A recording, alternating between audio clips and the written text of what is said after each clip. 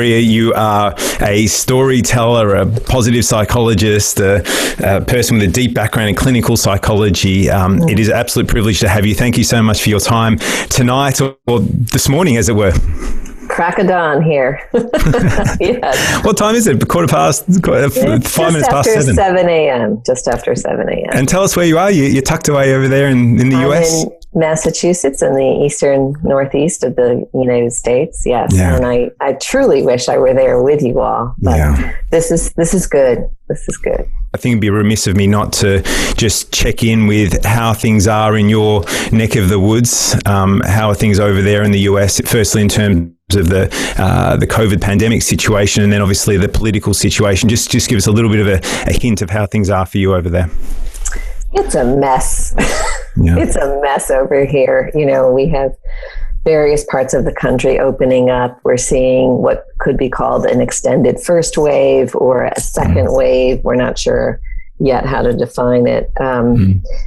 There are beautiful moments, of course, emerging of the best of humanity, and also some of the worst moments of humanity are being represented here in our country. One of the things that I'm most concerned about, David, and this is global, is our CDC, is the data on depression and anxiety that are emerging globally is pretty profound. And the age group we are most worried about, interestingly enough, are not our elders who are the most vulnerable to the virus, but the 18 to 31-year-old.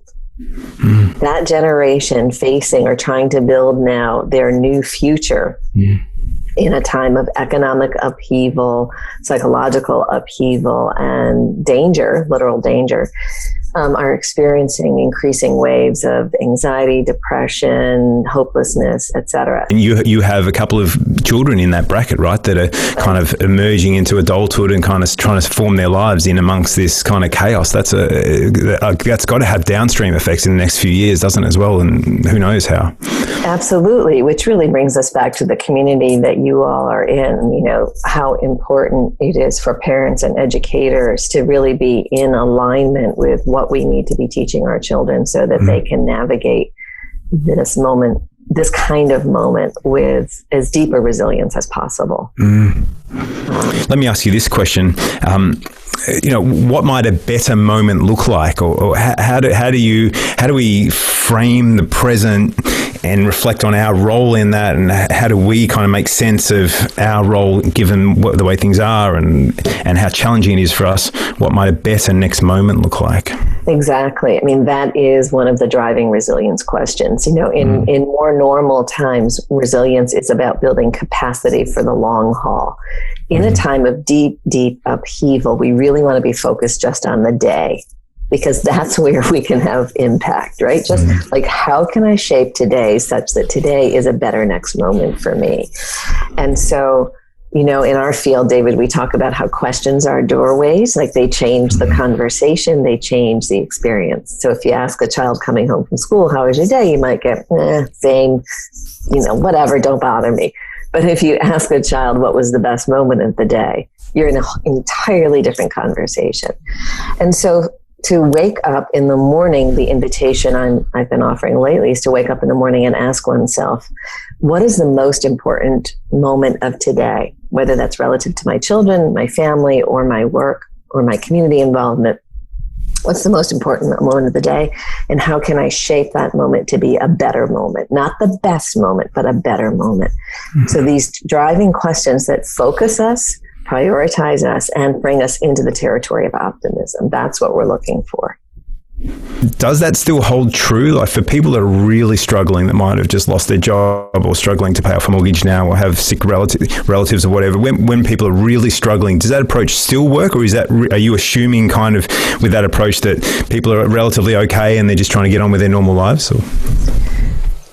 So let's assume that for almost everyone on the planet, there is an underlying level of grief, of sorrow, of worry, and maybe of anger right now, that we're all walking around just carrying the burden of things having been broken.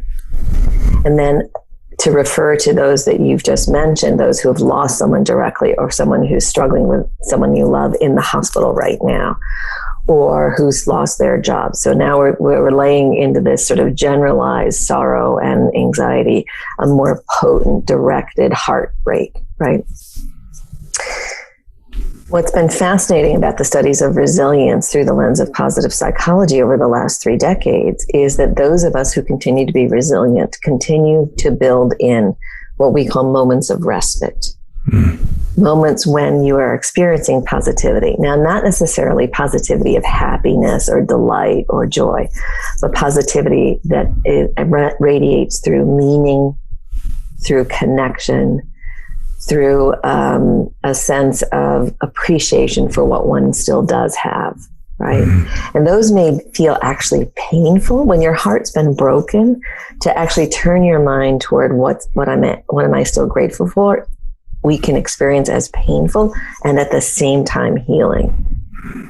See, resilience often is elevated through paradox. Human beings are astonishingly capable of holding both the hardest emotions and the most uplifting emotions at the same time. Dive into that a little bit more. Explain how resilience is elevated through paradox. Okay. So think of a moment in a classroom when some little snarky 13-year-old says something to the teacher like, hey, you made a mistake on the exam. You're not as smart as you thought you were, right? And the teacher then has the opportunity to actually land into a moment where he or she is both courageous and vulnerable at the same time, and actually say to the class, you're absolutely right. I messed that up.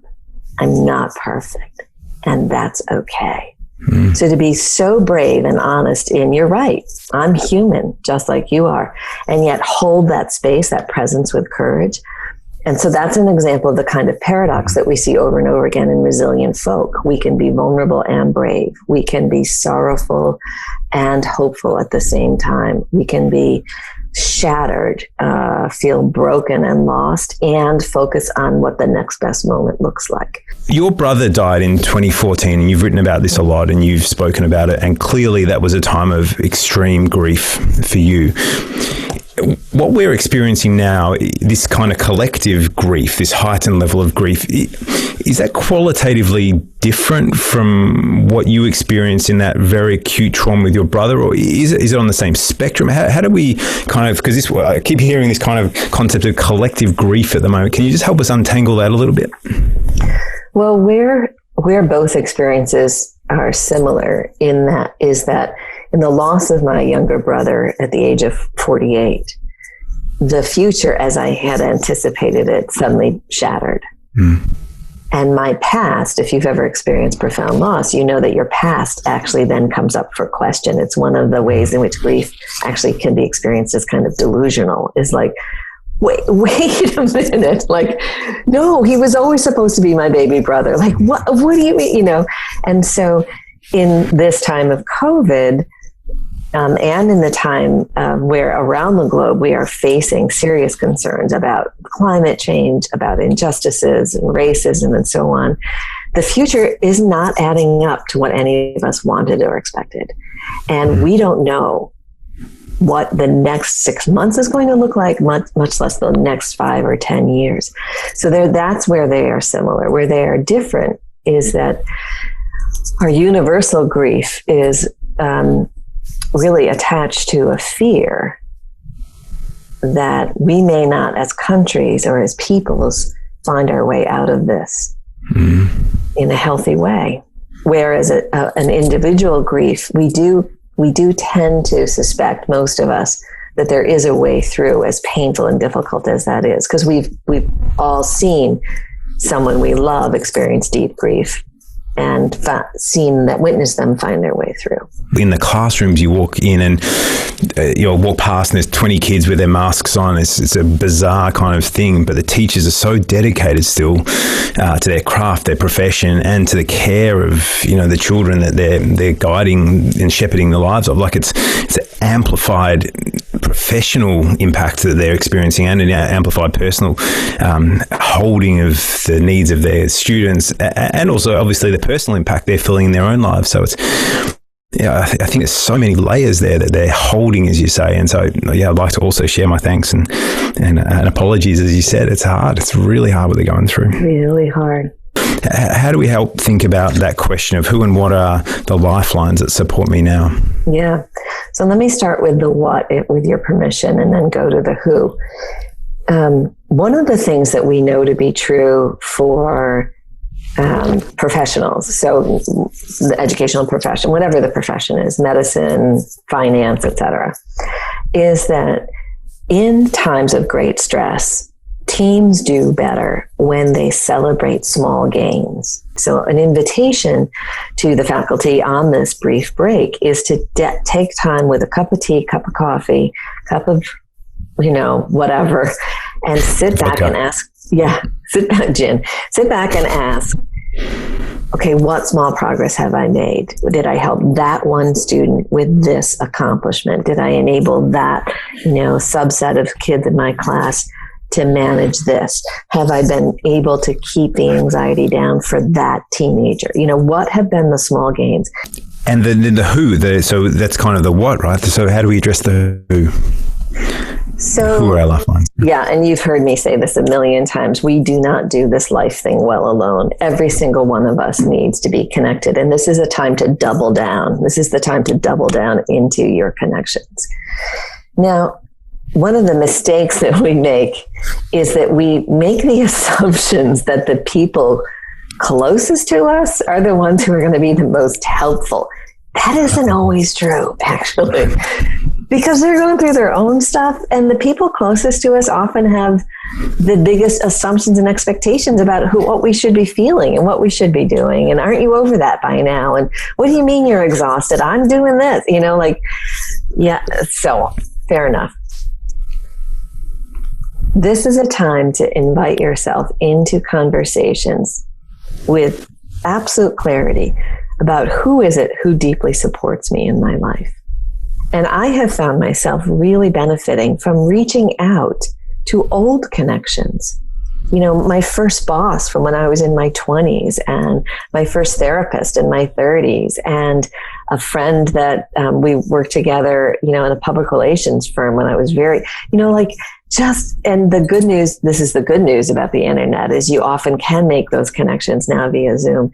And it's those, and this is work really supported by Adam Grant's work in Give and Take, the Wharton professor, that it's often those distant network connections that have the most interesting new information to provide us. The second approach is, this is the time to double down on the connection to yourself, which means self-care. So there are 3 questions that I invite people who are feeling overwhelmed or just exhausted to really consider asking oneself first thing in the morning. And those questions are, what might nourish me today? In terms of calm me down, what might calm me down? What might strengthen me today? And what might inspire me today?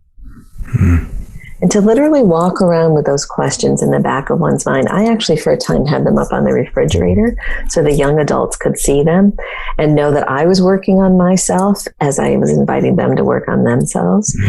And, in any one day, one of those questions is going to be more potent than the others, and just focus there. Just focus on one of them. You wrote about this. You wrote about this in a. Else I can help with. Got Siri contributing. You wrote about this in a recent blog, Maria, where you asked, you suggested this is perhaps the most important resilience question of all, and that is to ask ourselves, who am I in the presence of this? Can you just tell us why that is such an important resilience question to ask ourselves? So, we have so little control over the larger elements of our living. What's going to happen with the virus? Where is injustice going to land in my community? Will my mother 2,000 miles away be safe as her community opens up again, right? There are so many things we don't have control over. We do, however, have control over the one thing we must have control over, which is who we are and how we respond to our circumstances. That does live within us, how we show up in the presence of the stressors of our lives. And the question, who am I in the presence of this, emerged from the work of Viktor Frankl, a Holocaust survivor in the 1940s, who really began to notice that in concentration camps, there were a group of people who were surviving psychologically intact, who were in fact demonstrating resilience, and others who weren't. And he began to understand and differentiate what was it that the resilient group knew or understood. And one of the things they understood was that there are certain questions that are just unanswerable and draining, like, why are people evil? That unanswerable question and draining, right? There are other questions such as, who am I in the presence of COVID? Who am I in the presence of my kids at home who are bored to mind because they're not in school anymore? Who am I in the presence of yet another assignment I have to get done, right? Who am I in the presence of this? Is actually a centering question and a life-giving, a life-enriching question. Given where we are right now, given the mess, I think it was the word you used at the very top of the interview or top of the conversation, given the mess we're all in, and it doesn't seem to be getting any better, any faster, certainly in the US and in Australia with all the issues that are arising. Are you hopeful at the moment, and how do you see this kind of playing out? So one of the practices that I follow is I ask myself those three questions. What nourishes me? What strengthens me? What inspires me? And consistently what inspires me are gathering stories of, hopeful evidence, right? And people gathering together, communities gathering together, children teaching adults how to be better human beings, etc. And the other focus that helps me is to look for the exemplars. At any time of our living, there are exemplars alive. Viktor Frankl centuries ago, Gandhi, Martin Luther King in our country, Anne Frank in Europe, Timika in India, who is a 107-year-old activist who has planted something like 8,300 trees over her lifetime, creating an ecological wonder in her community. So to look for the exemplars. So recently, I rewatched Greta Thunberg's TED Talk. I think it was in 2017 in Sweden. And she does this gorgeous thing at the end, David, where she said, okay, now is the time in the TED Talk where everybody gives the hopeful thing. And I am not going to do that because I don't feel hope right now. So she starts talking about hope as an emotion. I don't feel hope right now. Having said that, she said, hope actually becomes alive through action. And so if you want to feel hope, you must take action. And I think it's probably one of the most genius things I have heard in the last decade. What is your morning routine? What kicks you off for the day? Morning routine is a cup of tea and then a couple of hours of work. And then mid-morning, I have a proper breakfast and then back to work. And at noon, I go outside and I sit in my beautiful backyard for some time and let nature heal me. And dancing. Yes, I wish I were dancing. I'm not dancing, Jane, now, but thank you for the reminder. That's right. You used to dance. That used to be your thing for a little while. I still dance. Go on then. Go. Just a little. Give us a little example. There are 5 young adults in my house. I'm not dancing in front of them. Sorry. And my website is just my name, Maria Sirois, and I'm on YouTube and Facebook, and it's always just my name. Super simple. And the book's still available on Amazon, and what's the best place to get it? I read a lot of pos psych books, and this is still one of the very few that just lives permanently on my bedside table to dip in and out of. It's a beautiful piece of work, Maria, very profound and just so important to me, and I think to everyone that I've met that's read it. And it is my most gifted book. We've got a stack of them that sit behind my desk, and I regularly give it to people in all sorts of situations. So thank you for that work. There's a gift to have you in our life. It's been a gift to have you for an hour here in this conversation, and we're thinking of you and look forward to giving you a hug when we can next time. Yes. Yes. And thank you all for all you have done to sustain the young ones in your community, the other colleagues and parents in your community. Know that you are not alone, that we adore you over here in our Pause Psych world and cannot wait for those hugs.